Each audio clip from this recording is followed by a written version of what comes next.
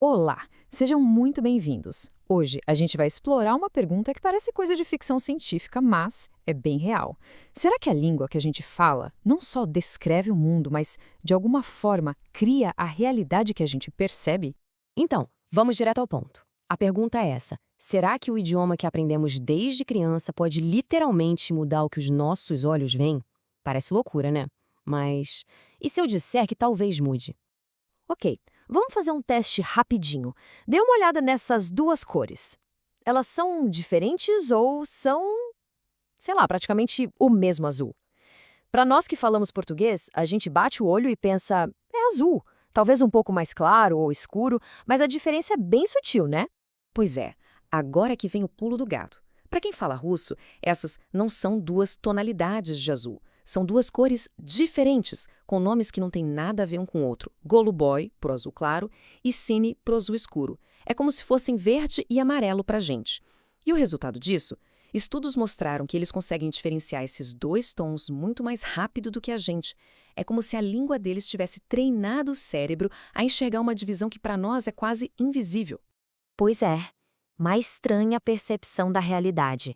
Esse lance do azul não é só uma curiosidade.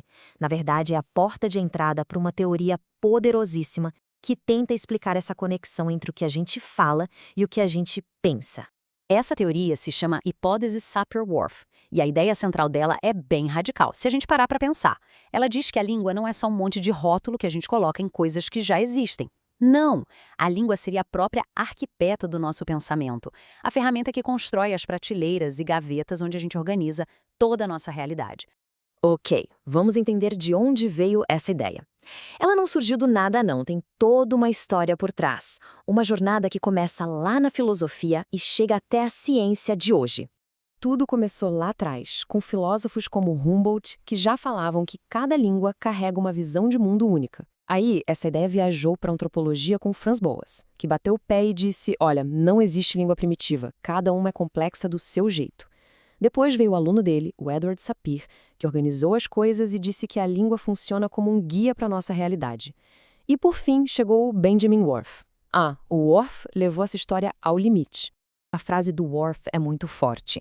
Nós dissecamos a natureza seguindo linhas traçadas por nossas línguas nativas. E ele tinha um exemplo prático e bem perigoso para isso. Ele trabalhava como inspetor de seguros e notou uma coisa: os funcionários de uma fábrica não tomavam o menor cuidado perto de barris de gasolina que estavam com a placa vazio. Só que vazio de gasolina líquida, né? Porque de vapor inflamável eles estavam cheios. A palavra vazio criou uma falsa sensação de segurança e isso era um risco gigantesco. Agora, atenção aqui, porque esse é um ponto crucial. A gente precisa separar as coisas. Essa hipótese, na verdade, tem duas versões bem diferentes. Uma mais radical e outra, digamos, mais pé no chão. De um lado, a gente tem a versão forte, o tal do determinismo. A ideia aqui é que a língua é tipo uma prisão. Se não existe uma palavra para alguma coisa, simplesmente não dá para pensar naquilo, fim de papo. Só que, hoje em dia, essa ideia foi praticamente descartada pela ciência. Do outro lado, tem a versão fraca, a relatividade. Essa é muito mais sutil e interessante. Ela não diz que a gente não pode pensar, mas que a nossa língua influencia o que a gente pensa.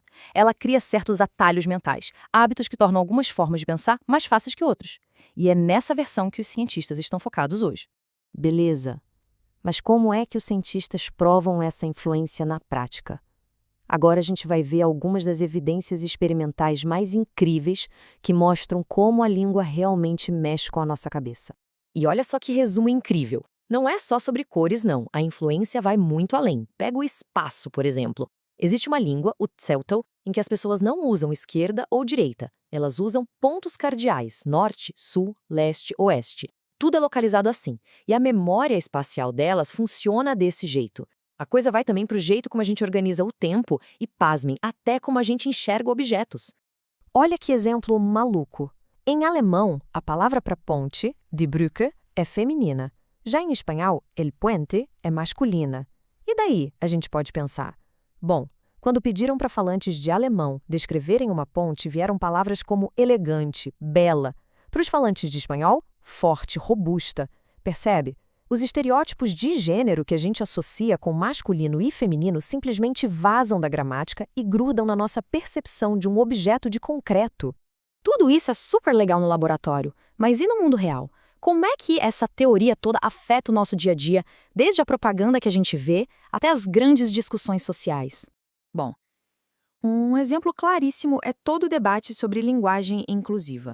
A lógica por trás disso é puro Sapir-Whorf. A premissa é, se a gente mudar a forma como falamos, podemos, com o tempo, mudar a forma como pensamos, diminuindo preconceitos e vieses que estão embutidos na língua. Então, quando se discute usar termos neutros ou criar novas palavras, a tentativa é justamente essa, usar a linguagem como uma ferramenta para, aos poucos, redesenhar a nossa percepção social da realidade. E agora a gente vai para a fronteira final, inteligência artificial.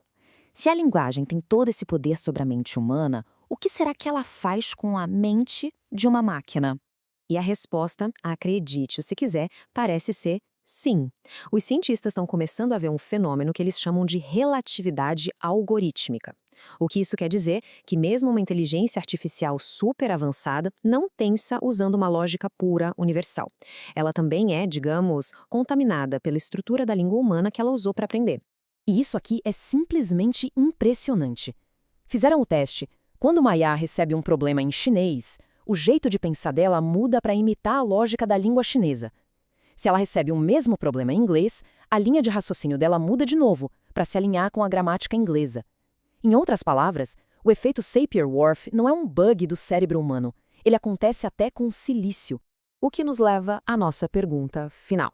Se a linguagem não é uma jaula que nos prende, mas sim uma caixa de ferramentas para construir realidades, então a grande questão deixa de ser se a língua molda o mundo e passa a ser que mundo nós queremos construir.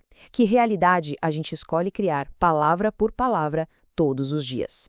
Fica aí a reflexão.